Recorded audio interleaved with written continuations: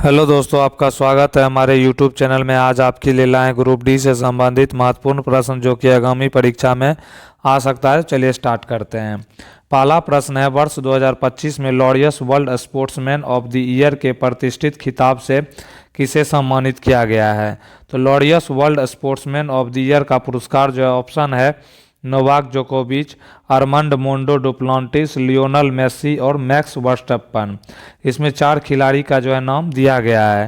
तो इस क्वेश्चन का राइट आंसर जो है स्वीडन के पोल वॉल्टर जो है आर्मांड डुप्लांटिस को जो है यह पुरस्कार जो है दिया गया है। तो इस क्वेश्चन का राइट आंसर जो है आर्मांड डुप्लांटिस हो जाएगा। नेक्स्ट इसमें आता है, नेक्स्ट क्वेश्चन है इसमें, जून 2025 में जम्मू कश्मीर के मुख्यमंत्री कौन है? तो जून 2025 में जम्मू कश्मीर के मुख्यमंत्री ऑप्शन है मनोज सिन्हा, उमर अब्दुल्ला, महबूबा मुफ्ती, गुलाम नबी आज़ाद। इसमें 4 ऑप्शन जो है दिया गया है। तो इसका राइट आंसर जो है नेशनल कॉन्फ्रेंस के नेता उमर अब्दुल्ला ने 16 अक्टूबर 2024 को केंद्र शासित प्रदेश जम्मू कश्मीर के मुख्यमंत्री के रूप में जो है शपथ लिया है। तो इसका right answer option B Omar Abdullah जो है जून 2025 से जो है जम्मू कश्मीर के मुख्यमंत्री ही बने हैं नया में। नेक्स्ट क्वेश्चन आता है, वर्ष 2025 में किस प्रसिद्ध अर्थशास्त्री को मरणोपरांत पद्म भूषण पुरस्कार से जो है सम्मानित किया गया है? तो वर्ष 2025 में जो है अर्थशास्त्री को पद्म भूषण पुरस्कार जो है सम्मानित किया गया। तो ऑप्शन है रघुराम राजन, विवेक देबरॉय, अमर्त्य सेन और अरविंद पनगड़िया। इसमें 4 ऑप्शन जो है दिया गया। तो इस क्वेश्चन का राइट आंसर विवेक देबरॉय जो है हो जाएगा। विवेक देबरॉय का निधन 1 नवंबर 2024 को हुआ था और पद्म भूषण उन्हें साहित्य एवं शिक्षा के क्षेत्र में योगदान के लिए जो है मरणोपरांत प्रदान किया गया है। पद्म पुरस्कार जो है 2025 इस वर्ष कुल 139 हस्तियों को पद्म पुरस्कारों के लिए चुना गया, जिसमें 7 पद्म विभूषण, 19 पद्म भूषण और 113 जो है पद्म श्री शामिल है। नेक्स्ट क्वेश्चन आता है, यदि किसी वस्तु पर लगाया गया बल 20 न्यूटन है और वस्तु बल की दिशा में 5 मीटर विस्थापित होती है तो किया गया कार्य कितना होगा? तो ऑप्शन है 4 जूल, 25 जूल, 100 जूल और 100 वाट। तो कार्य बराबर क्या होता है? तो कार्य बराबर जो है होता है बल गुना विस्थापन। क्या होता है? बल गुना विस्थापन जो है इसका फॉर्मूला होता है। तो बल जो है 20 न्यूटन का लगा है और वस्तु जो है विस्थापित 5 मीटर हुआ है, यानी कि इसमें जो है 100 जूल का जो है इसमें इसका जो है कार्य किया गया। तो राइट आंसर जो है 100 जूल, ऑप्शन सी इसका राइट आंसर हो जाएगा।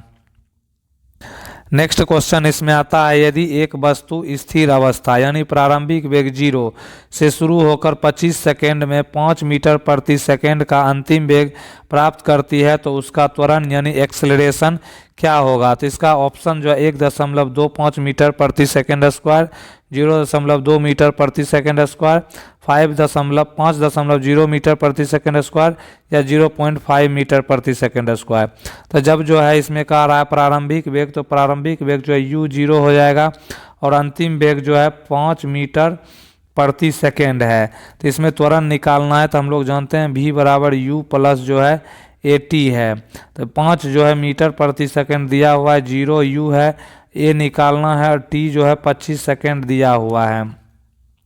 तो इधर जो है 25 मल्टीप्लिकेशन में इधर लाएंगे तो डिवीज़न हो जाएगा, तो 5 और ये 5 से कट जाएगा तो क्या बचेगा?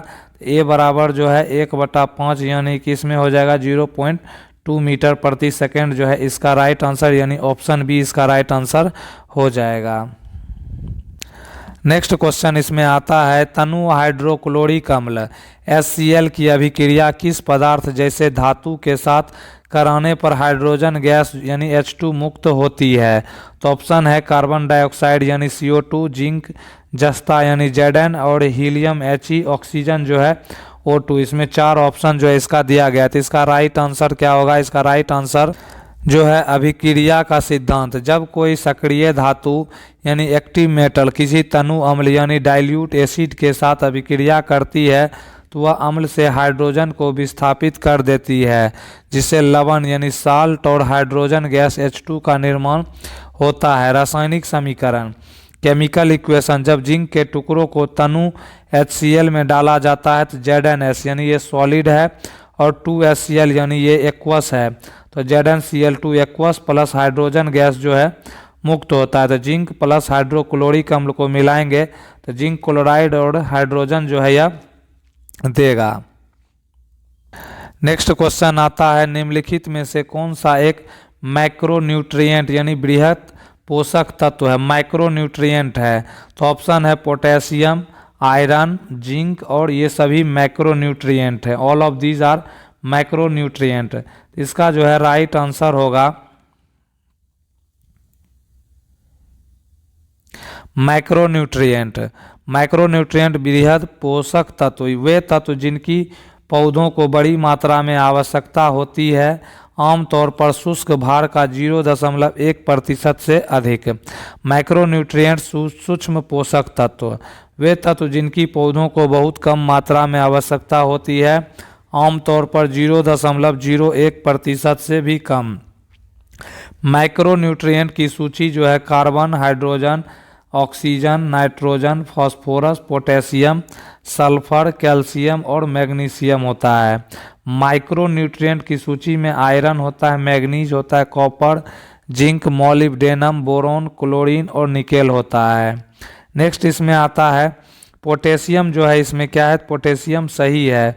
पौधों में माइक्रोन्यूट्रिएंट में नाइट्रोजन जो है phosphorus, potassium, calcium, magnesium, sulphur शामिल है, जबकि आयरन और जिंक माइक्रोन्यूट्रिएंट्स के अंतर्गत जो है यह आता है। नेक्स्ट क्वेश्चन आता है दूरदृष्टि दोष। हाइपरमेट्रोपिया से पीड़ित व्यक्ति की दृष्टि को सही करने के लिए निम्नलिखित में से किस लेंस का उपयोग किया जाता है? तो दूरदृष्टि दोष जिसको कि हाइपरमेट्रोपिया से कहा जाता है, इसको सही करने के लिए किस लेंस का उपयोग किया जाता है? तो ऑप्शन है अवतल लेंस, उत्तल लेंस, बेलनाकार लेंस या बाइफोकल लेंस। इसमें 4 ऑप्शन जो है इसका दिया गया है। तो इसमें जो है राइट आंसर क्या होगा? तो इसका जो है राइट आंसर होगा हाइपरमेट्रोपिया क्या है? यह आंखों का वह दोष है जिसमें व्यक्ति को दूर की वस्तुएं स्पष्ट दिखाई देती है लेकिन पास की वस्तुएं धुंधली या अस्पष्ट दिखाई देती है। इस स्थिति में प्रकाश की किरणें रेटिना यानी दृष्टि पटल के पीछे केंद्रित होती है, न कि सीधे रेटिना पर। अब आता है इसमें उत्तल लेंस, जिसे अभिसारी लेंस या कन्वर्जिंग लेंस भी कहते हैं। प्रकाश की समांतर किरणों को एक बिंदु पर अभिसरित यानी इकट्ठा करती है। अवतल लेंस यानी कॉनकेव लेंस, इसका उपयोग निकट दृष्टि दोष यानी मायोपिया को ठीक करने के लिए किया जाता है, जहां प्रकाश रेटिना के सामने फोकस होता है। अवतल लेंस प्रकाश को अपसरित यानी फैलाता है। बेलनाकार लेंस, सिलिंड्रिकल लेंस, इसका उपयोग दृष्टि वैषम्य यानी एस्टिग्मेटिज्म नामक दोष को ठीक करने के लिए किया जाता है। नेक्स्ट इसमें आता है बाइफोकल लेंस, जो है इसके अंतर्गत आता है। बाइफोकल लेंस, इसका उपयोग दूरदृष्टिता यानी कि जो है प्रिस्बायोपिया में होता है। इसमें जो है पास और दूर दोनों की दृष्टि को जो है प्रभावित करता है। नेक्स्ट क्वेश्चन आता है भारत में सतत विकास लक्ष्य यानी SDG, सस्टेनेबल डेवलपमेंट इंडेक्स यानी सस्टेनेबल डेवलपमेंट गोल जो है रिपोर्ट किसके द्वारा जारी की जाती है? तो ऑप्शन है भारतीय रिजर्व बैंक, नीति आयोग, पर्यावरण वन और जलवायु परिवर्तन मंत्रालय, वित्त मंत्रालय। इसमें 4 ऑप्शन जो है दिया गया है। तो इसका जो है राइट आंसर होगा भारत में जो है संयुक्त राष्ट्र के सतत विकास लक्ष्यों यानी SDG को लागू करने और उनकी निगरानी करने के लिए जो है नीति आयोग नोडल संस्था है। नीति आयोग राज्यों को 0 से 100 के बीच स्कोर देता है। स्कोर के आधार पर राज्यों को 4 श्रेणियों में बांटा जाता है। एस्पिरेंट 0 से 49 के बीच, परफॉर्मर 50 से 64 के बीच, फ्रंट रनर जो है 65 से 99 और अचीवर जो है 100 के अंतर्गत जो है इसमें आता है। नेक्स्ट क्वेश्चन इसमें जो है आता है भारत में जो है असामाजिक, भारत में जो है सामाजिक सुरक्षा संहिता 2020 कोड ऑन सोशल सिक्योरिटी जो गिग वर्कर्स को लाभ प्रदान करती है के नियमों को पूरे देश में प्रभावी रूप से कब लागू किया गया है? तो ऑप्शन है 15 अगस्त 2024, 21 नवंबर 2025, 26 जनवरी 2025, 1 अप्रैल 2025। इसमें 4 ऑप्शन जो है इसमें दिए गए हैं। तो इस क्वेश्चन का जो है राइट आंसर होगा भारत में सामाजिक सुरक्षा संहिता 2020 कोड ऑन सोशल सिक्योरिटी के नियमों को 21 नवंबर 2025 से पूरे देश में प्रभावी रूप से लागू कर दिया गया है, जिसके तहत गिग वर्कर्स और प्लेटफॉर्म वर्कर्स की पहली बार कानूनी रूप से मान्यता मिली और उन्हें जीवन, स्वास्थ्य, मातृत्व व वृद्धावस्था सुरक्षा जैसे लाभ प्रदान करने के लिए जो है प्रावधान जो है किया गया है। 21 नवंबर 2025 जो है इस क्वेश्चन का राइट आंसर ऑप्शन बी हो जाएगा। नेक्स्ट क्वेश्चन आता है इसमें सूक्ष्म, लघु और मध्यम उद्यम यानी एमएसएमई। एमएसएमई मुख्य रूप से किस सतत विकास लक्ष्य को प्राप्त करने में सर्वाधिक योगदान जो है देते हैं? तो ऑप्शन है एसडीजी 5 लैंगिक समानता, जेंडर इक्वेलिटी, एसडीजी 8 सम्मानजनक कार्य और आर्थिक विकास, एसडीजी 13 यानी जलवायु कार्रवाई, एसडीजी 17 लक्ष्यों के लिए साझेदारी यानी पार्टनरशिप फॉर द गोल्स। तो इसका राइट आंसर सतत विकास लक्ष्य 8 का उद्देश्य निरंतर समावेशी और सतत आर्थिक विकास, पूर्ण और उत्पादक रोजगार तथा सभी के लिए सम्मानजनक कार्य को बढ़ावा देना है। एमएसएमई क्षेत्र भारत में कृषि के बाद रोजगार का दूसरा सबसे बड़ा स्रोत है, इसीलिए यह इस लक्ष्य के लिए सीधे तौर पर जो है जिम्मेदार होता है। तो इसका राइट आंसर ऑप्शन बी जो है एसडीजी 8 जो है सम्मानजनक कार्य और आर्थिक विकास जो है इसका राइट आंसर हो जाएगा। नेक्स्ट क्वेश्चन आता है यदि एक चालक तार को खींचकर उसकी लंबाई को दोगुना कर दिया जाता है तो तार का नया प्रतिरोध यानी रेसिस्टेंस प्रारंभिक प्रतिरोध की तुलना में कितना हो जाएगा? तो इसका ऑप्शन है हाफ, फिर डबल, 4 गुना और अपरिवर्तित रहेगा। इसमें 4 ऑप्शन जो है दिए गए हैं। तो इसका राइट आंसर होगा तार की लंबाई दोगुनी करने पर नया प्रतिरोध प्रारंभिक प्रतिरोध का 4 गुना हो जाएगा। इसमें सूत्र है प्रतिरोध बराबर होता है रो इंटू एल बाई ए, जहाँ एल लंबाई और ए जो है क्रॉस सेक्शनल एरिया आता है। तो गणना करने पर तार को खींचने पर एल जो है 2L हो जाएगा और आयतन स्थिर रहने से ए डैश जो है क्या होगा? तो a/2 इसका हो जाएगा। नेक्स्ट इसमें नया प्रतिरोध का जब बात करते हैं तो यह जो है रिजल्टेंट में 4R जो है इसका राइट आंसर हो जाएगा। नेक्स्ट क्वेश्चन आता है कार्बन परमाणु मुख्य रूप से सहसंयोजक बंधन क्यों बनाता है? कार्बन परमाणु मुख्य रूप से सहसंयोजक बंधन क्यों बनाता है? तो ऑप्शन पहला है क्योंकि यह 4 इलेक्ट्रॉन खोकर जो है C4+ धनायन आसानी से बना सकता है। नेक्स्ट है क्योंकि यह 4 इलेक्ट्रॉन प्राप्त कर C4- ऋणायन आसानी से बना सकता है। नेक्स्ट इसमें आता है क्योंकि इसके लिए 4 इलेक्ट्रॉन खोना या पाना ऊर्जा के दृष्टिकोण से कठिन है, इसीलिए यह साझा करता है। और नेक्स्ट है क्योंकि कार्बन एक धातु है। इसमें 4 ऑप्शन जो है ये दिए गए हैं। तो इसका जो है राइट आंसर होगा परमाणु संरचना। कार्बन का परमाणु क्रमांक 6 है और इसका इलेक्ट्रॉनिक विन्यास 2 और 4 है। इसके सबसे बाहरी कोष यानी वैलेंस शेल में 4 इलेक्ट्रॉन होते हैं। अष्टक नियम यानी ऑक्टेट रूल स्थिरता प्राप्त करने के लिए कार्बन को अपने बाहरी कोष में 8 इलेक्ट्रॉन करने की आवश्यकता होती है। इसके लिए उसे या तो 4 इलेक्ट्रॉन प्राप्त करने होंगे या 4 इलेक्ट्रॉन जो है त्यागने होंगे। इलेक्ट्रॉन प्राप्त न करने का कारण, यदि कार्बन 4 इलेक्ट्रॉन प्राप्त कर बनाता है तो 6 प्रोटॉन वाले नाभिक के लिए 10 इलेक्ट्रॉनों की संभालना जो है बहुत कठिन हो जाता है। नेक्स्ट इसमें आता है इलेक्ट्रॉन न त्यागने का कारण। कार्बन के 4 इलेक्ट्रॉनों को निकालने के लिए बहुत अत्यधिक ऊर्जा की आवश्यकता होती है जो सामान्य परिस्थितियों में संभव नहीं है। तो इसका राइट आंसर ऑप्शन सी, क्योंकि इसके लिए 4 इलेक्ट्रॉन खोना या पाना ऊर्जा के दृष्टिकोण से कठिन है, इसीलिए जो है यह साझा करता है। नेक्स्ट क्वेश्चन है निम्नलिखित में से कौन सा उत्तक मृत कोशिकाओं से बना होता है और पौधों को संरचनात्मक कठोरता तथा मजबूती प्रदान करता है। तो ऑप्शन है पेरेनकाइमा, कोलेनकाइमा, स्क्लेरेनकाइमा और जाइलम पेरेनकाइमा। इसमें 4 ऑप्शन जो है यह दिया गया है। इसका राइट आंसर होगा स्क्लेरेनकाइमा। स्क्लेरेनकाइमा उत्तक की कोशिकाएं मृत यानी डेड होती हैं। इनमें जीव द्रव्य यानी प्रोटोप्लाज्म नहीं पाया जाता है। कार्य जो है इस उत्तक का मुख्य कार्य पौधों को यांत्रिक शक्ति यानी मैकेनिकल स्ट्रेंथ और कठोरता प्रदान करना।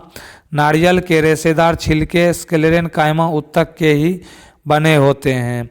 अन्य विकल्पों का विश्लेषण। पेरेनकाइमा यह जीवित कोशिकाओं से बना होता है और मुख्य रूप से भोजन भंडारण का कार्य करता है। कोलेनकाइमा यह भी जीवित कोशिकाओं से बना होता है और पौधों को लचीलापन जो है यह प्रदान करता है। जाइलम पेरेनकाइमा यह जाइलम का एकमात्र जीवित घटक होता है। कौन सा? तो जाइलम पेरेनकाइमा जो है जाइलम का एकमात्र जीवित घटक होता है। नेक्स्ट क्वेश्चन आता है एसिटिक एसिड CH3COOH का पूर्ण ऑक्सीकरण यानी ऑक्सीडेशन करने पर मुख्य रूप से क्या प्राप्त होता है? तो एसिटिक एसिड का फॉर्मूला क्या होता है? तो CH3COOH जो है इसका फॉर्मूला होता है। इसमें ऑप्शन है एथिल अल्कोहल, कार्बन डाइऑक्साइड और जल, फॉर्मिक एसिड, एथिल एसीटेट। इसमें जो है 4 ऑप्शन दिए गए हैं। तो इस क्वेश्चन का जो है राइट आंसर होगा, इसमें प्रक्रिया आता है पहले प्रोसेस। एसिटिक एसिड एक कार्बोक्सिलिक अम्ल है। जब कार्बनिक यौगिकों का पूर्ण ऑक्सीकरण या दहन किया जाता है तो वे अंततः अपने सबसे सरल और कार्बनिक रूपों में टूट जाते हैं। रासायनिक समीकरण। केमिकल इक्वेशन एसिटिक एसिड के पूर्ण ऑक्सीकरण यानी दहन की अभिक्रिया इस प्रकार होती है। CH3COOH + 2O2 यानी ऑक्सीजन की उपस्थिति में जलाएंगे तो 2CO2 + 2H2O यानी एसिटिक एसिड प्लस ऑक्सीजन, तो कार्बन डाइऑक्साइड प्लस जल प्लस जो है इसमें ऊर्जा का निर्माण देखने को मिलता है। नेक्स्ट क्वेश्चन आता है निम्न में से कौन सा कथन परमाणु क्रमांक यानी एटॉमिक नंबर को सही ढंग से परिभाषित करता है? तो परमाणु क्रमांक यानी एटॉमिक नंबर को सही ढंग से परिभाषित करता है। ऑप्शन है न्यूट्रॉन की संख्या, प्रोटॉन की संख्या, न्यूट्रॉन और प्रोटॉनों की कुल संख्या, बाहरी कोश में उपस्थित इलेक्ट्रॉन। इसमें जो है 4 ऑप्शन दिए गए हैं। इसका राइट आंसर जो है होगा परमाणु क्रमांक यानी एटॉमिक नंबर को सही ढंग से परिभाषित करने वाला कथन है कि यह किसी परमाणु के नाभिक यानी न्यूक्लियस में मौजूद प्रोटॉनों की संख्या होती है और यही संख्या उस तत्व की पहचान आइडेंटिटी निर्धारित करती है। जैसे हाइड्रोजन का परमाणु क्रमांक 1 है क्योंकि उसमें 1 प्रोटॉन होता है, जबकि एक उदासीन परमाणु में प्रोटॉन और इलेक्ट्रॉनों की संख्या जो है बराबर होती है। नेक्स्ट क्वेश्चन आता है इसमें पुरुषों में जो है मुख्य रूप से कौन सा जनन हार्मोन पाया जाता है? तो पुरुषों में मुख्य रूप से कौन सा हार्मोन पाया जाता है? जनन हार्मोन। तो ऑप्शन है प्रोजेस्टेरोन, टेस्टोस्टेरोन, एस्ट्रोजन और इंसुलिन। इसमें 4 प्रकार के जो है ऑप्शन दिया गया है। तो इसका राइट आंसर जो है टेस्टोस्टेरोन जो है पुरुषों में हार्मोन जो है जनन हार्मोन पाया जाता है। नेक्स्ट क्वेश्चन आता है मादा शरीर के अंदर होने वाले निषेचन को क्या कहा जाता है? तो मादा शरीर के अंदर होने वाले निषेचन को ऑप्शन है बाह्य निषेचन यानी एक्सटर्नल फर्टिलाइजेशन, आंतरिक निषेचन, इंटरनल फर्टिलाइजेशन, प्रखनली निषेचन, इन विट्रो फर्टिलाइजेशन, उपरोक्त में से कोई नहीं यानी कि नॉन ऑफ द एबव। तो इसका राइट आंसर जो ऑप्शन बी आंतरिक निषेचन यानी इंटरनल फर्टिलाइजेशन जो है मादा शरीर के अंदर होता है। नेक्स्ट क्वेश्चन आता है इसमें सांख्यिकी एवं कार्यक्रम कार्यान्वयन मंत्रालय यानी कि सांख्यिकी एवं कार्यक्रम कार्यान्वयन मंत्रालय द्वारा अप्रैल 2025 में जारी आवधिक श्रम बल सर्वेक्षण रिपोर्ट के अनुसार भारत की बेरोजगारी दर कितनी दर्ज की गई है? तो भारत की कुल बेरोजगारी दर 5.1% दर्ज की गई थी, जिसमें ग्रामीण बेरोजगारी दर 4.5% और शहरी बेरोजगारी दर 6.5% थी, जबकि पुरुषों के लिए 5.2% और महिलाओं के लिए 5% थी, और युवा बेरोजगारी दर 15 से 29 वर्ष 13.8% थी। नेक्स्ट क्वेश्चन आता है, यदि शरीर में थायरॉक्सिन हार्मोन का स्राव सेक्रेशन बंद हो जाए तो शरीर पर इसका क्या प्रभाव पड़ेगा?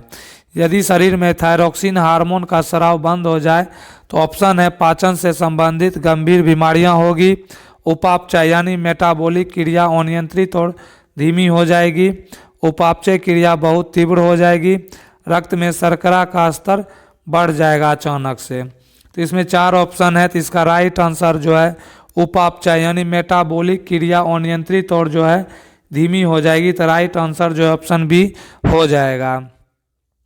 नेक्स्ट क्वेश्चन आता है, जून 2025 में बिहार के मढ़ौरा से अफ्रीकी देश गिनी यानी रिपब्लिक ऑफ गिनी को निर्यात किया जाने वाला पहला made in India rail engine को किसने हरी झंडी दिखाई थी? तो जून 2025 में मढ़ौरा बिहार से गिनी को जो है निर्यात किए गए पहले made in India rail engine को प्रधानमंत्री नरेंद्र मोदी ने जो है हरी झंडी दिखाई थी। नेक्स्ट क्वेश्चन आता है, खेलो इंडिया यूथ गेम्स 2025 का आयोजन किस राज्य में किया गया था? खेलो इंडिया यूथ गेम्स का तो ऑप्शन है उत्तर प्रदेश, हरियाणा, बिहार और तमिलनाडु। ये 4 जो है राज्यों के नाम दिए गए हैं। तो खेलो इंडिया यूथ गेम्स का 7वां संस्करण पहली बार बिहार की मेजबानी में 4 से 15 मई 2025 तक जो है आयोजित किया गया। इसमें जो है शहर के रूप में जो है सिटीज में ये खेल बिहार के 5 मुख्य शहरों पटना, राजगीर, गया, भागलपुर और बेगूसराय में आयोजित हुए। हालांकि सुविधाओं के अभाव के कारण शूटिंग, जिम्नास्टिक और ट्रैक साइकिलिंग की प्रतियोगिताएं नई दिल्ली में आयोजित की गई थी। शुभंकर मैस्कॉट 2025 के खेलों का शुभंकर गजसिम्हा जो था हाथी और सिंह का जो है इसमें मिश्रण दिखाया गया था। क्या था? गजसिम्हा जो है खेलो इंडिया का जो है यूथ गेम्स का जो है शुभंकर मैस्कॉट जो है गजसिम्हा था। नेक्स्ट आता है इसमें खेलो इंडिया शीतकालीन खेल 2025 का दूसरा चरण कहाँ आयोजित किया गया? तो खेलो इंडिया जो है शीतकालीन खेल 2025 का दूसरा चरण ऑप्शन है लेह लद्दाख, गुलमर्ग जम्मू कश्मीर, शिमला हिमाचल प्रदेश, नैनीताल उत्तराखंड। तो खेलो इंडिया शीतकालीन खेल 2025 का 2 चरण यानी 2 फेज में हुआ और 2025 के शीतकालीन खेलों का आयोजन 2 चरणों में किया गया। और इसमें जो है पहला चरण की बात करते हैं तो फेज 1 इसका आयोजन लेह लद्दाख में 23 से 27 जनवरी 2025 तक हुआ, जहां मुख्य रूप से आइस हॉकी और आइस स्केटिंग जैसी प्रतियोगिताएं देखने को मिली। दूसरा चरण यानी फेज 2 यह चरण गुलमर्ग जम्मू और कश्मीर में 9 से 12 मार्च 2025 तक आयोजित किया गया। पहले यह 22 से 25 फरवरी के लिए निर्धारित था, लेकिन बर्फ की कमी के कारण इसे स्थगित कर दिया गया था। प्रतियोगिताएं दूसरे चरण में स्नो स्पोर्ट्स जैसे alpine skiing, Nordic skiing, ski पर्वतारोहण और स्नोबोर्डिंग जो है इसमें शामिल था। इसमें जो है विजेता पदक तालिका में भारतीय सेना यानी कि आर्मी जो है 7 स्वर्ण सहित कुल 16 पदक जो है जीत कर जो है शीर्ष पर रहा था। नेक्स्ट क्वेश्चन आता है, वन नेशन वन चुनाव पर गठित उच्च स्तरीय समिति के अध्यक्ष कौन है? तो वन नेशन वन चुनाव यानी वन नेशन वन इलेक्शन गठित उच्च स्तरीय समिति का अध्यक्ष ऑप्शन है अमित शाह, रामनाथ कोविंद जो है पीपी चौधरी, राजीव कुमार। इसमें 4 ऑप्शन जो है दिया गया है। तो इसका राइट आंसर जो है भारत के पूर्व राष्ट्रपति रामनाथ कोविंद की अध्यक्षता में यह उच्च स्तरीय समिति हाई लेवल कमेटी नवंबर 2023 में जो है गठित की गई थी। तो इसका राइट आंसर ऑप्शन बी जो है रामनाथ कोविंद को जो है बनाया गया था। नेक्स्ट क्वेश्चन इसमें आता है, जून 2025 में जारी वैश्विक ऊर्जा संक्रमण सूचकांक 2025 ग्लोबल एनर्जी ट्रांजिशन इंडेक्स में भारत की रैंक क्या है? तो वैश्विक ऊर्जा संक्रमण सूचकांक में ऑप्शन है 55वां, 67वां, 82वां और 71वां। इसमें 4 ऑप्शन जो है दिया गया है। तो इसका राइट आंसर वैश्विक ऊर्जा संक्रमण सूचकांक में 118 देशों में भारत का स्थान 71वां था और 2024 में जो है यह 63वां स्थान पर शामिल था। और इसका जो है स्कोर 53.3 यानी सिस्टम प्रदर्शन 60.4, संक्रमण तत्परता 42.7 रहा। और शीर्ष देश स्वीडन पहले स्थान पर रहा, इसके बाद फिनलैंड, डेनमार्क, नॉर्वे और जो है स्विट्जरलैंड रहा था। दूसरे स्थान पर कौन सा देश? फिनलैंड। पहले स्थान पर जो है स्वीडन रहा था, तीसरा पर डेनमार्क, चौथा पर नॉर्वे और पांचवा पर जो है स्विट्जरलैंड रहा था। नेक्स्ट क्वेश्चन आता है जिंक ऑक्साइड का आणविक द्रव्यमान क्या है? तो जिंक ऑक्साइड का आणविक द्रव्यमान ऑप्शन है 65.38 16 यूनिट, फिर 81.38 और 49.38। इसमें 4 ऑप्शन जो है दिया गया है। तो जिंक का परमाणु द्रव्यमान 65.38 यूनिट होता है, ऑक्सीजन का जो है 16 यूनिट होता है। टोटल जो है जोड़ेंगे तो 81.38 यूनिट जो है इसका जिंक ऑक्साइड का मॉलिक्यूलर वेट जो है, मॉलिक्यूलर मास जो है हो जाएगा। तो राइट आंसर जो है ऑप्शन सी इसका आंसर हो जाएगा। नेक्स्ट क्वेश्चन आता है इसमें 18 नवंबर 2025 को किस राजनीतिक दल ने महिलाओं, दलितों और अल्पसंख्यकों के खिलाफ बढ़ती अत्याचार की घटनाओं के विरोध में राष्ट्रव्यापी आंदोलन जो है इसमें शुरू किया था? तो इसमें जो है ऑप्शन दिया गया है भारतीय राष्ट्रीय कांग्रेस, भारतीय communist party, Bharatiya Janata party, आम आदमी पार्टी। तो इसका राइट आंसर भारतीय कम्युनिस्ट पार्टी के द्वारा जो है महिलाओं, दलितों और अल्पसंख्यकों के खिलाफ बढ़ती अत्याचार की घटनाओं के विरोध में राष्ट्रव्यापी आंदोलन जो है शुरू किया था। इसको सीपीआई जो है communist party of India, full form CPI का होता है। नेक्स्ट क्वेश्चन आता है कायिक प्रवर्धन, वेजिटेटिव प्रोपेगेशन में पौधों के किस भाग का उपयोग किया जाता है? तो कायिक प्रवर्धन में पौधों के किस भाग का उपयोग किया जाता है? तो ऑप्शन है केवल जड़, केवल तना, केवल पत्तियां, जड़, तना और पत्तियां। इसमें 4 ऑप्शन दिया गया है। तो यह अलैंगिक जनन यानी एसेक्सुअल रिप्रोडक्शन की एक विधि है जिसमें नए पौधे का निर्माण बीज के बिना पौधों के कायिक भागों यानी वेजिटेटिव पार्ट से जो है होता है। जड़, तना और पत्तियां जो है इसमें होता है। नेक्स्ट आता है इसमें अक्टूबर 2024 में आयोजित 17वें राष्ट्रीय फिल्म पुरस्कार नेशनल फिल्म अवार्ड्स समारोह में प्रतिष्ठित दादा साहेब फाल्के पुरस्कार से किसे सम्मानित किया गया था? तो ऑप्शन है अमिताभ बच्चन, वहीदा रहमान, मिथुन चक्रवर्ती और रजनीकांत।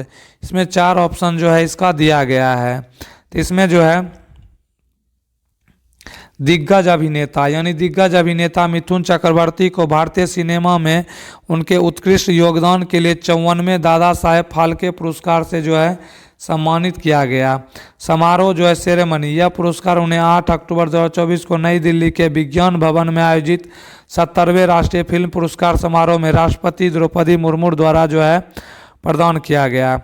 पुरस्कार का वर्ष यानी ईयर ऑफ अवार्ड, तकनीकी रूप से उन्हें यह सम्मान वर्ष 2022 के लिए दिया गया। महत्व यानी सिग्निफिकेंस, दादा साहेब फाल्के पुरस्कार भारत में सिनेमा के क्षेत्र में दिया जाने वाला सर्वोच्च सम्मान है।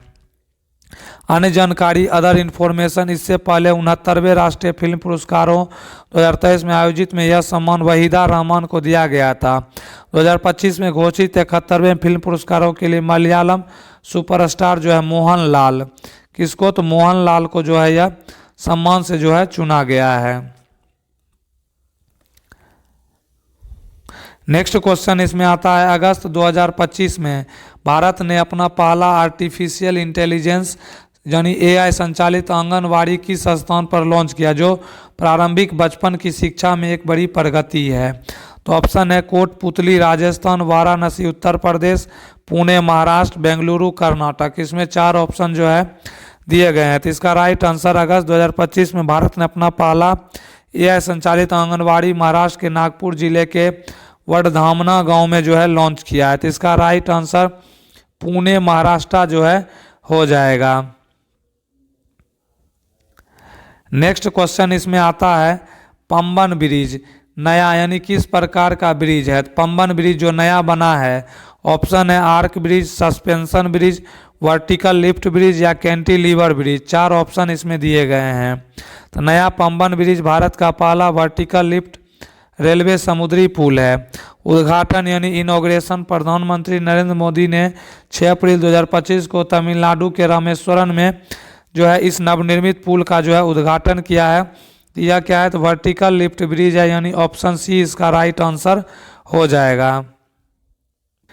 नेक्स्ट क्वेश्चन है, महिलाओं और बच्चों की सुरक्षा और सम्मान सुनिश्चित करने के लिए मार्च 2025 में पंजाब सरकार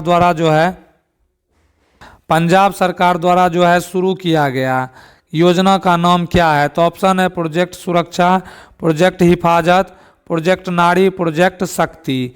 इसका जो है राइट आंसर क्या होगा? तो इसका राइट आंसर पंजाब की सामाजिक सुरक्षा, महिला एवं बाल विकास मंत्री डॉक्टर बलजीत कौर ने 7 मार्च 2025 को अंतर्राष्ट्रीय महिला दिवस की पूर्व संध्या पर प्रोजेक्ट हिफाजत का शुभारंभ किया था। तो राइट आंसर जो है ऑप्शन बी प्रोजेक्ट हिफाजत जो है इसका आंसर हो जाएगा।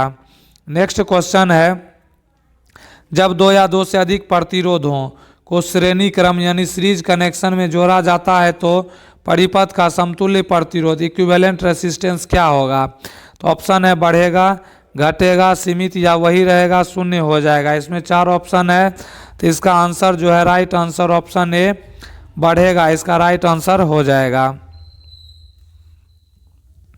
नेक्स्ट क्वेश्चन है, यदि किसी अवतल दर्पण यानी कॉनकेव मिरर में प्रतिबिंब का आकार वस्तु के आकार के बराबर है तो आवर्धन यानी मैग्निफिकेशन का मान क्या होगा? तो ऑप्शन है m+1 हो जाएगा, m-1, m0 और m इंफिनिटी। 4 ऑप्शन इसमें दिया गया है। तो इसका राइट आंसर जो है, यदि किसी अवतल दर्पण यानी कॉनकेव मिरर में प्रतिबिंब का आकार वस्तु के आकार के बराबर है तो आवर्धन का मान -1 होगा, क्योंकि अवतल दर्पण द्वारा समान आकार का बनने वाला प्रतिबिंब हमेशा वास्तविक और उल्टा यानी रियल एंड इन्वर्टेड होता है और आवर्धन का ऋणात्मक चिन्ह इसे दर्शाता है कि जबकि परिमाण मैग्नीट्यूड 1 बताता है कि आकार बराबर है।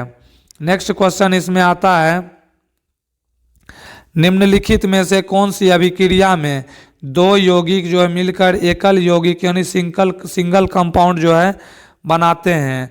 तो पहला है Zn+H2SO4, ZnSO4 H2O, CaCO3 टूटकर कैल्शियम ऑक्साइड और carbon dioxide, CaO+CO2 CaCO3 2H2+O2 यानी 2H2O जो है इसमें बनाता है। तो इसका राइट आंसर जो है क्या होगा? तो इसका राइट आंसर संयोजन अभिक्रिया कॉम्बिनेशन रिएक्शन, जब 2 या 2 से अधिक अभिकारक मिलकर एकल उत्पाद यानी सिंगल प्रोडक्ट बनाते हैं उसे संयोजन अभिक्रिया कहते हैं। और विकल्प सी का विश्लेषण, यहाँ कैल्शियम ऑक्साइड एक यौगिक है और कार्बन डाइऑक्साइड भी एक यौगिक है, ये दोनों मिलकर एकल उत्पाद कैल्शियम कार्बोनेट बना रहे हैं। तो ऑप्शन सी जो है इस क्वेश्चन का राइट आंसर हो जाएगा। नेक्स्ट क्वेश्चन आता है, संक्षारण यानी कोरोजन के कारण कॉपर तांबे की सतह पर किस रंग की परत जम जाती है? संक्षारण के कारण कॉपर यानी तांबे की सतह पर ऑप्शन है काला, भूरा, हरा और सफ़ेद। इसमें 4 ऑप्शन जो है दिया गया है। तो तांबे की सतह पर जो है हरा रंग का जो है इसमें जो है परत जम जाता है, तो ऑप्शन सी इसका राइट आंसर हो जाएगा। नेक्स्ट क्वेश्चन है, एकल आवृत्ति यानी सिंगल फ्रीक्वेंसी की ध्वनि और कई आवृत्तियों के मिश्रण मिक्सचर ऑफ मल्टीपल फ्रीक्वेंसी को क्रमशः क्या कहा जाता है? तो इसका राइट आंसर एकल आवृत्ति यानी सिंगल फ्रीक्वेंसी की ध्वनि को शुद्ध स्वर यानी प्योर टोन या साइन वेव कहा जाता है। कई आवृत्तियों के मिश्रण यानी मिक्सचर ऑफ मल्टीपल फ्रीक्वेंसी को आमतौर पर जटिल स्वर यानी कॉम्प्लेक्स या केवल ध्वनि कहा जाता है।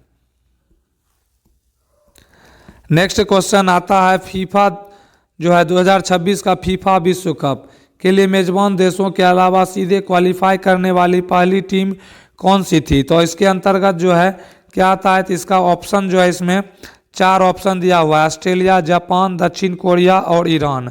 4 ऑप्शन जो है इसका दिया हुआ है। तो इसका राइट आंसर होगा फीफा 2026 फीफा विश्व कप के मेजबान देश कनाडा, मैक्सिको और संयुक्त राज्य अमेरिका स्वचालित रूप से टूर्नामेंट के लिए क्वालिफाई कर चुके हैं। पहला क्वालिफायर इन मेजबान देशों के अलावा जापान सीधे क्वालिफाई करने वाला पहला देश बना। उन्होंने जो है 20 मार्च 2025 को बहरीन के खिलाफ 2-0 की जीत के बाद अपना स्थान जो है पक्का कर लिया है। तो इसका राइट आंसर जो है जापान जो है ऑप्शन बी राइट आंसर हो जाएगा। नेक्स्ट क्वेश्चन आता है निम्नलिखित में से कौन सा एक यौगिक है यानी कंपाउंड है। तो ऑप्शन है मिट्टी, सोडियम क्लोराइड, हवा और पीतल। इसमें 4 ऑप्शन जो है दिया गया है। तो यौगिक कंपाउंड जब 2 या 2 से अधिक तत्व यानी एलिमेंट्स एक निश्चित भार के अनुपात में रासायनिक रूप से जुड़ते हैं तो उसे यौगिक कहते हैं। NaCl साधारण नमक यौगिक है क्योंकि इसमें सोडियम और क्लोरीन का एक निश्चित अनुपात 1:1 में रासायनिक रूप से बंधे होते हैं। इसके गुणों को भौतिक विधियों द्वारा अलग नहीं किया जा सकता है। तो इसका right answer option B sodium chloride जो है हो जाएगा। नेक्स्ट क्वेश्चन आता है वर्ष 2025-26 के केंद्रीय बजट में पर्यावरण, वन और जलवायु परिवर्तन मंत्रालय के लिए कुल कितने रुपए आवंटित किए गए हैं। तो ऑप्शन है 3125.96 करोड़, 3412.82 करोड़, 4500 करोड़, 2900 करोड़। 4 ऑप्शन जो इसमें दिए गए हैं।